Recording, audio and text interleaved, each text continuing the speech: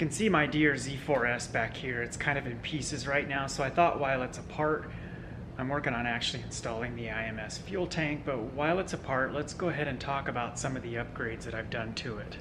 So like I mentioned, it's kind of in various stages of disassembly right now.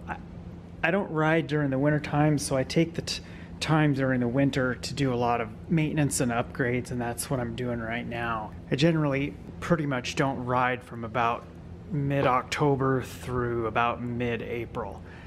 So the first thing you can see here, and I haven't done a video on these yet, but this is the radiator guards from Emperor Racing. It's a company up in Canada. I also have their skid plate I'm going to get installed. Each of these items, the skid plate and the radiator guards, I'll have a full installation video coming out on those. Pretty straightforward and relatively easy project to install those radiator guards. Part of that project was installing a brand new radiator on this side, because if you've seen some of my other videos, you know that I smashed this radiator pretty bad. I sent it off and got it fixed, but it wasn't 100% straight and true and flat. It kind of had a little bit of a twist to it, so I was paranoid that I was going to damage the fan housing on the cooling fan, because the radiator wasn't completely flat. It was still twisted a little bit. So another project that I have just completed is installing this little Tusk power accessory distribution unit. It has 3 circuits. It lets you run auxiliary power to power some accessories. So you can do 2 different things with that. You can have accessories powered so that they're always on, or you can have them powered so that they only power up when the ignition is on. And there's a little set of dip switches inside where you can select which mode they operate in. I've also got a charging lead for a battery tender back here. It, like my Tusk unit, is connected to the input side of the starter solenoid. That was just an easier place to connect everything than fighting with this little boot on top of the positive post of the battery. And I think Suzuki intentionally left this little cutout right there specifically for a battery tender lead. That's my theory anyway. Another project that I have done, and I need to tidy up some of this wiring back here, is I installed a flexi fender rear fender eliminator kit. This is what that fender eliminator piece looks like. It's 3D printed out of flexible material, so it's really durable yet really flexible and pliable, so it's pretty much indestructible. It reuses the factory taillight and turn signals, although you could put smaller, more compact turn signals on it, and it also reuses the factory license plate light. Here's a quick look at it without the license plate installed. So I have an Amazon affiliate link to this and a lot of the other items that I'm showing in this video down in the description below. And also I have a complete accessory list for all of the different things for the DR-Z4S in the description. That will take you to a Amazon affiliate link with a whole bunch of DR-Z4S accessories. I also have a full installation video on this down in the description below. I'm still waiting for somebody to come out with frame guards or frame protectors. So what I have done so far, and I did this right after I bought the bike before I even rode it, was I just installed some clear vinyl adhesive material onto the frame up here and then all the way down here towards the foot peg. I did that on both sides. This little strap here, I've got a full installation video talking about this. It's for a Tusk small Olympus tank bag. I've been really happy with that. I did only get out and ride the bike once with that installed, but I was very impressed with its usefulness, I guess you could say. I've never had a tank bag on a motorcycle before, so it was kind of a treat having quick access to my stuff, because on all of my other bikes I've had some sort of a bag either on the handlebars or up on the headlight shroud, and I don't have either of those on the DR-Z4S, so the tank bag worked out really good. I'm also working on, and I'm mostly finished, installing some grip heaters. They're heating elements that install under the grips. You can see I've got that side installed, but I haven't reinstalled my grip yet. So part of the project of wiring that was also adding a switch up here and rewiring my USB power port. This is another item that I've added. Tusk dash accessory panel, I've added that. I do also have wiring for a Garmin Zumo XT GPS. I've taken a bunch of stuff off because I was working on possibly replacing the handlebars, so I pulled the clamp off that this goes to. This mounted with a clamp right here and a ram arm.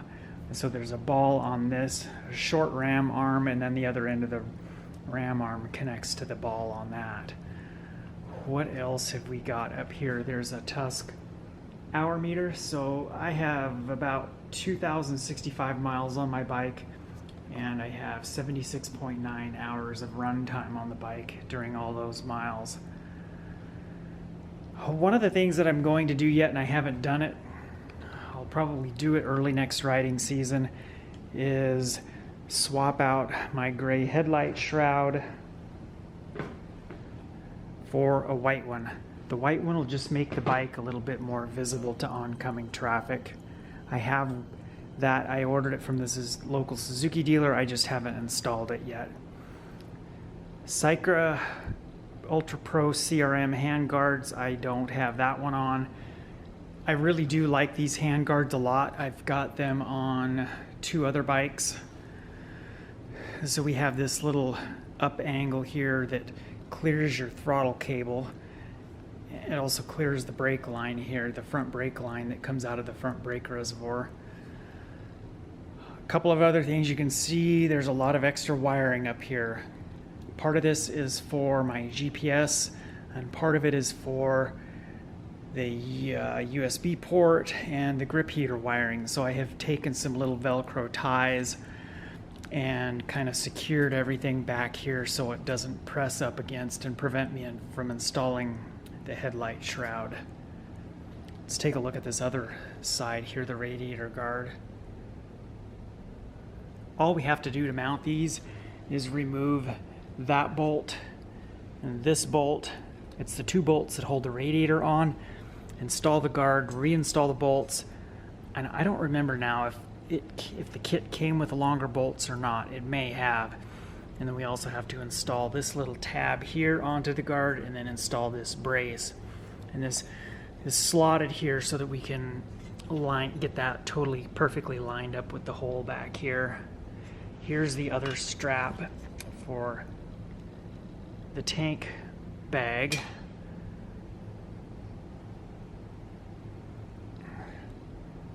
I'm also running double take mirrors. Here's the ball for one side. I took the ball off of this side and added this threaded adapter just to get the mirror up a little bit higher. If you've watched any of my other videos, you've seen that I've had the double take mirrors installed on the bike, and oftentimes, most of the season anyway, I was running 2 different styles. I was running the adventure style mirror on one side. I think I was running the adventure mirror on this side, and on this side I was running the round mirror. I was just trying to see which one I liked better. So I'm probably going to stick with the adventure style mirror on my DR-Z4S. Here's the other strap for the tank bag. This holds the front of the tank bag down against the fuel tank. This little bracket here is an add-on bracket for the fuel tank. The original fuel tank bolted down right here and here.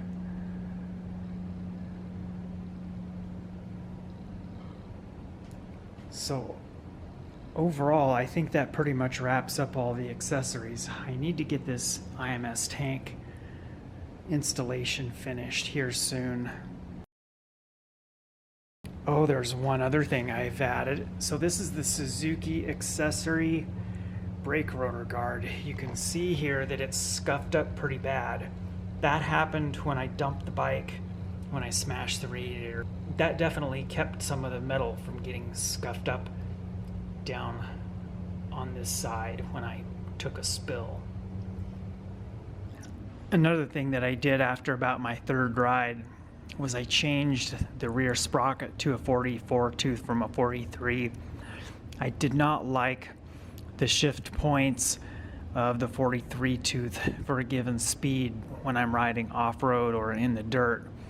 I have a pretty good video that explains my dislike for the 43 tooth.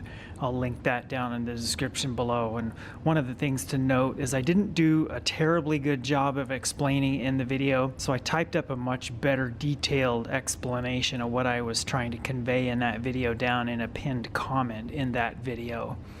So be sure to check out the link in the description below to that video and then read the pinned comment on that video. One thing worth noting is that the sprockets that fit the first generation DR-Z front and rear, those same model or part number sprockets fit the DR-Z4S and 4SM. Most of the upgrades that I've done to the bike so far, I have full installation videos. I'll have links to those down in the description below.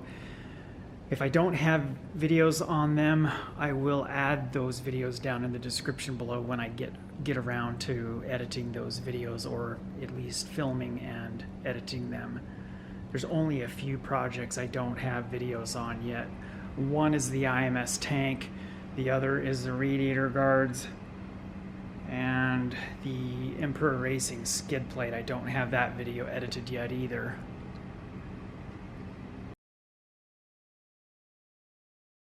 And this item, and